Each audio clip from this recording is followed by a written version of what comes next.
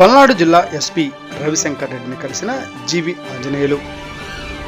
పల్నాడు జిల్లా తెలుగుదేశం పార్టీ అధ్యక్షుడు మాజీ ఎమ్మెల్యే జీవి ఆంజనేయులు బుధవారం పల్నాడు జిల్లా ఎస్పీ రవిశంకర్ రెడ్డిని కలిసి గత 10 రోజుల క్రితం బొల్లాపల్లి మండలంలోని పలుకూరు గ్రామంలో జరిగిన సంఘటనలో దెబ్బతిన్న రైతులకు తగు న్యాయం చేయాలని వినతిపత్రం అందజేశారు. అనంతరం విలేకరుల సమావేశంలో మాట్లాడారు. వినుకొండ నియోజకవర్గంలో బొల్లా బ్రహ్మనాయుడు గ్రామాల్లో చిచ్చుపెట్టి గొడవలు చేస్తూ స్వార్థ రాజకీయ ప్రయోజనాల కోసం గ్రామాల్లో నిప్పులు పోస్తూ ఉన్నాడు. వర్గాల మధ్య చిచ్చులు పెడతా ఉన్నాడు. దీనివలన వినుకొండ ప్రాంతం చాలా నష్టపోతూ ఉంది. పలుకూరు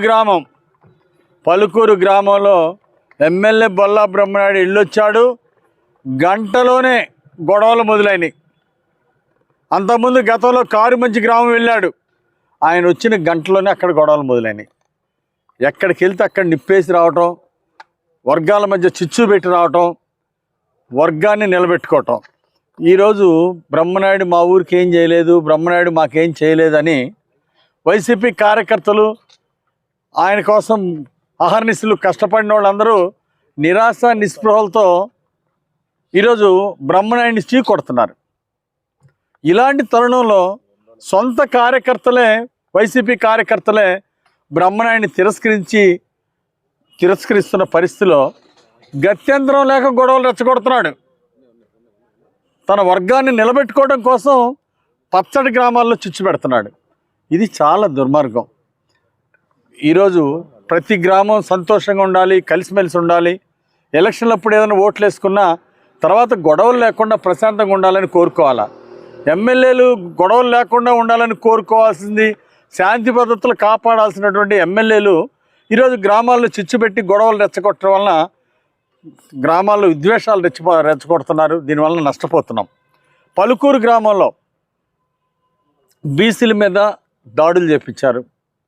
ఒక పథకం ప్రకారం మల్లేశ్వరరావు అనే వ్యక్తి పొలం పోతూ ఉంటే దాడి చేసి, బైక్ మీద వెళ్ళేవాడిని దాడి చేసి కొట్టి చంపే ప్రయత్నం చేశారు. అటెంప్ట్ మర్డర్ చేశారు. ఇదేమంటే హాస్పిటల్కి కూడా తీసుకెళ్ళనీయలేదు. హాస్పిటల్కి వెళ్ళి ప్రాణాలు కాపాడుకోవడానికి హాస్పిటల్ తీసుకెళ్తామంటే తీసుకెళ్ళనీయలేదు. 70-80 మంది వైసీపీ కార్యకర్తలు దాడి చేసి ఒకరి మీద దాడి చేస్తే తర్వాత వచ్చి మనిషిని కాపాడుకోవడానికి వచ్చిన వాళ్ళ మీద రాళ్లతో, ఆ గొడ్డళ్లతోటి దాడులు చేసి మా వాళ్ళని గాయపెట్టారు. 15 మందికి తెలుగుదేశం పార్టీ నాయకులు, కార్యకర్తలకి తీవ్రంగా గాయాలైన ప్రాణాపాయ స్థితిలో ఉంటే మొదట సమానమైన సెక్షన్ పెట్టారు. ఆ తర్వాత మా వాళ్ళ మీద నాన్ బెయిలబుల్ సెక్షన్లు పెట్టి 22 మందిని జైల్లో పెట్టారు. వాళ్ళని కూడా సేమ్ సెక్షన్ పెడతామని చెప్పేసి 70 మంది దాడి చేస్తే కేవలం 14 పేర్లే తీసుకున్నారు. స్టేషన్కి పిలిచి లాంఛనాలతోటి కాఫీలు, టీలు ఇచ్చి ఇంటికి పంపించారు. ఆ విధంగా ఈరోజు దాడులు చేసినటువంటి వాళ్ళని పోలీస్ స్టేషన్లో కాఫీలు, టీలు ఇచ్చి పంపించినటువంటి సంస్కృతి తయారైంది ఈరోజు రాష్ట్రంలో.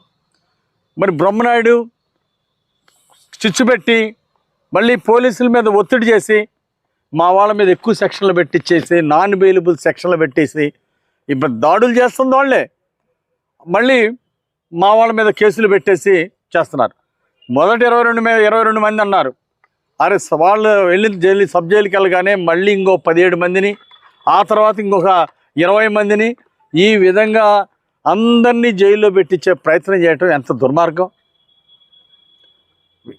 అంచెలంచెలుగా మొత్తాన్ని కేసులో పెడతారంట.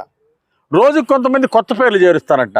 మరికొందరు అని అడ్డం పెట్టుకొని రోజు కొత్తగా 17 మంది, 20 మందిని ఇట్లా కొత్తగా బులెటిన్లు రిలీజ్ చేస్తున్నారు. అంటే ఎమ్మెల్యే ఎవరి పేరు చెప్తే వాళ్ళకి చేరుస్తూ ఉంటారా లిస్టులో? వాళ్ళు దాడి చేసినాయి మేము ఎస్పీకి ఆధారాలతో సహా చూపించాం. 60 మంది, 70 మంది వాళ్ళు దాడులు చేశారు. కేవలం 14 మంది ఉంటాం, చాలా అన్యాయం. అవతల వాళ్ళు దాడులు చేసిన వాళ్ళ పేర్లేం పెట్టడలా. మా వాళ్ళేం లేని వాళ్ళకి కూడా అందరినీ ఎమ్మెల్యే ఒత్తిడి వలన అందరినీ ఇరికించి లేని వాళ్ళు కూడా జైల్లో పెడుతున్నారు.